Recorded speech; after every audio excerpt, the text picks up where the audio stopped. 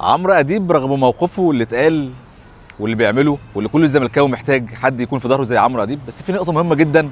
عمرو ما سالش الاسئله اللي لازم تتسال، واللي الاسئله بدونها القضيه دي هتفضل تايهه. اول حاجه يا عمرو، انت عارف كويس ان في مستند رسمي صادر من مؤسسه الرئاسه شخصيا وموقع من مستشار رئيس الجمهوريه بيمد مهله البنى للزمالك. المستند ده محدش جاب سيرته، لا الوزير ولا حضرتك ولا اي حد. طيب ده المستند ده لو اتفتح يا عمرو اللعبه كلها هتتغير والحلقه كلها هتتغير.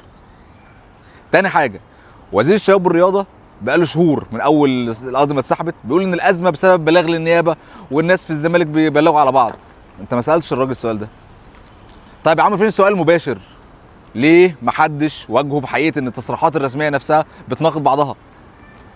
ليه يقول لك بلاغ ومره تعديات ومره يقول لك ارض بديله؟ انا عايز اعرف السبب الحقيقي يا عمرو. انت ما سالتش راجل، انت راجل مهني، انا مش عارف كل ده تاه عنك ازاي. تالت حاجه يا عمرو، دي كانت فرصه ذهبيه يا حبيبي. سؤال واحد بس لو اتسال هيقلب الحوار ده كله. ليه الاصرار على ارض بديله لو الارض الاصليه موجوده ومفيش مانع من البناء عليها؟ الوزير بيلف ويدور واشرف صبحي بيلف ويدور وكلهم بيتهربوا من الاجابه دي، ومع ذلك السؤال ده يا عمرو ما اتطرحش بالشكل اللي يكشف الحقيقه. مع واحد بخبراتك عمرو اديب حسيت ان في حاجه غلط.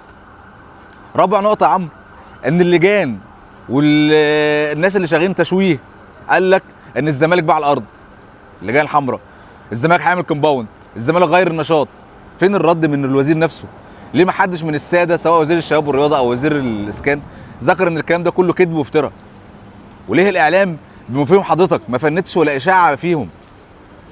انا ما بشككش في النوايا، بالعكس عمرو اديب اقسم بالله ما حد يعمل كده، حط مستقبله الاعلامي كله في كفه وزملكاوي في كفه. انت قلت كل اللي الناس عايزه تقوله، ناس كتير خايفه تتكلم، ناس كتير، كل الناس خايفه تتكلم. لكن يا عمرو المعركه دي مش محتاجه كلام عام ومتزوق. اسئله محدده يا عمرو واجابات واضحه ومواجهه مباشره مع اشرف صبحي ومع وزير الاسكان وكلهم بيتهربوا.